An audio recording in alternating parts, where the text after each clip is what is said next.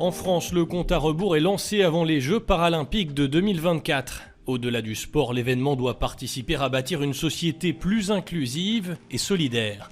Cet héritage, Sofiane Meyaoui y croit, le meneur de l'équipe de France de basket fauteuil qui a créé ce club en 2021 pour aider les jeunes en situation de handicap, assure que la compétition pourra servir de tremplin pour changer les mentalités.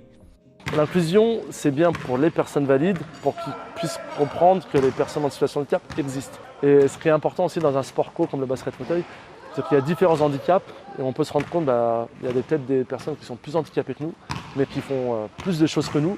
Donc c'est-à-dire que moi, avec mon petit handicap, entre guillemets, je peux faire peut-être autant. Et ça permet aussi à des personnes qui ne sont pas en situation de handicap, quand ils viennent chez nous, parce qu'on est ouvert à vraiment tout le monde, qu'ils se rendent compte qu'en fait, peut-être les petits problèmes du quotidien en fait, ne sont pas si graves que ça et qu'on peut les surmonter et passer à autre chose.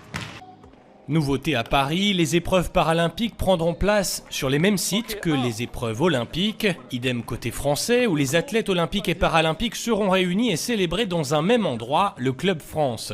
Mais d'autres défis s'élèvent devant la capitale qui accueillera près de 350 000 supporters en situation de handicap.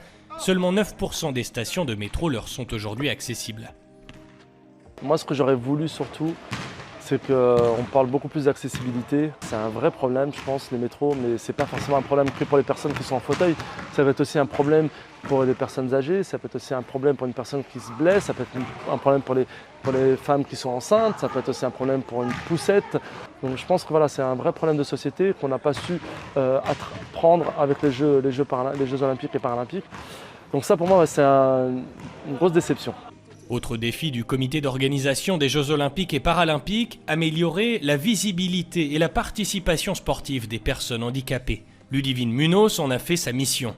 Cette multiple championne paralympique de natation a mis les besoins des personnes en situation de handicap au cœur du projet et notamment du village des athlètes. Les portes sont plus larges, il y a plusieurs types de salles de bain avec des baignoires et des douches accessibles.